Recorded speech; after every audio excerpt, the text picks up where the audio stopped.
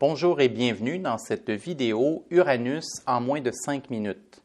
L'astrologie est un vaste sujet et le but de cette série de vidéos est de vous expliquer chacun de ces symboles de la façon la plus simple possible tout en restant sérieux et profond. Alors voilà mon défi, voilà ce que je vous propose aujourd'hui, comprendre Uranus en moins de 5 minutes. Alors voyez-vous Uranus dans notre carte du ciel, elle sera dans un signe et dans une maison astrologique, et c'est sa position en signe et en maison qui va nous renseigner sur 4 grands thèmes, celui de la rébellion, de la marginalité, de l'individuation et de l'originalité. Allons les regarder et les comprendre ensemble. Dans la vie d'un être humain, il y aura toujours quelques moments, chez certaines personnes, il y en a beaucoup, chez certaines personnes, il y en a moins, mais il y aura toujours quelques moments où on doit se rebeller face à l'autorité parentale, face à l'autorité des amis, face à l'autorité du patron, face à l'autorité du pays, du gouvernement. Bref, il y a toujours un moment où on doit se rebeller en lien avec ce que l'on croit être, en lien avec ce que l'on croit être juste pour nous. Et c'est toujours la position d'Uranus en signe et en maison qui nous explique la façon dont quelqu'un aura tendance à se rebeller. Est-ce que la personne va se rebeller au travers de ses écrits? Est-ce que la personne va se rebeller au travers de son comportement?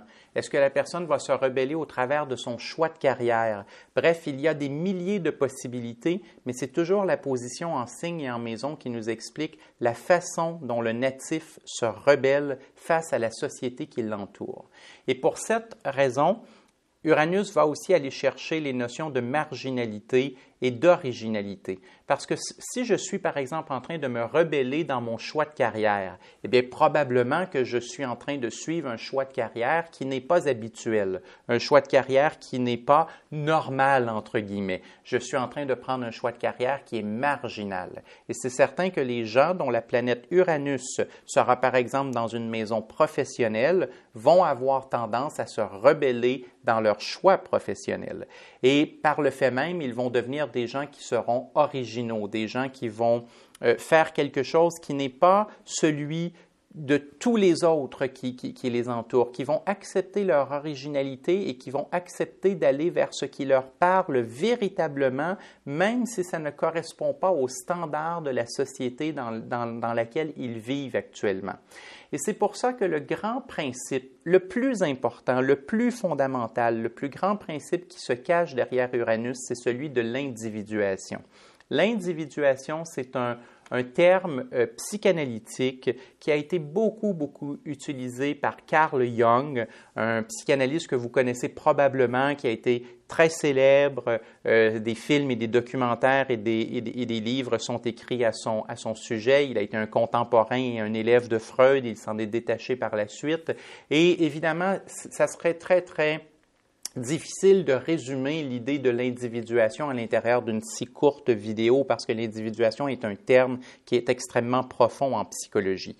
Mais je vais quand même essayer d'y aller, même si ça sera un peu caricatural, en vous disant que l'idée de Jung était en quelque part que chaque être humain naît avec une individualité qui est complète.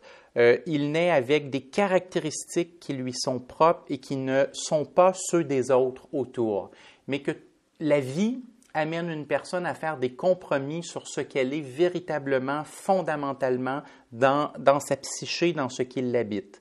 Et que le processus d'individuation qui était au centre de la démarche de Jung était un processus durant lequel quelqu'un se réapproprie tout ce qui l'habite, incluant le bon et le mauvais, incluant les choses qui la dérangent et les choses qui lui plaisent, mais quelqu'un qui se réapproprie tout ce qui l'habite pour devenir un individu qui est complet, qui est unique et qui a atteint en quelque part sa mission de vie ou sa véritable personnalité. Et évidemment, ce processus-là d'individuation se fait habituellement en dehors de la sphère parentale et familiale, en dehors de la sphère amicale, en dehors de la sphère politique, en dehors de la sphère de la société, en dehors de la sphère du pays et de la culture dans laquelle on habite, parce qu'on doit être capable de sortir de toutes ces sphères-là, où je pourrais dire qu'on doit être capable de se rebeller contre l'ensemble de ces sphères-là, accepter la marginalité que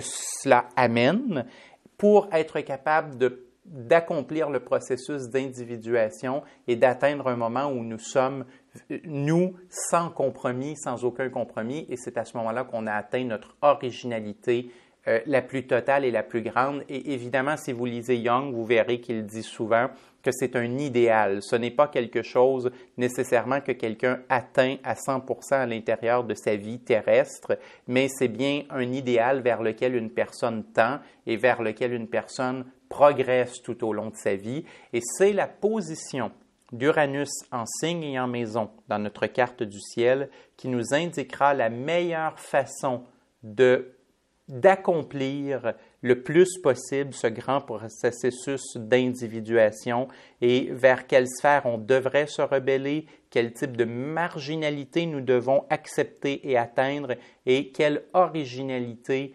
nous devons aller chercher. Ce sera donc la position d'Uranus dans notre carte du ciel qui va venir nous en parler.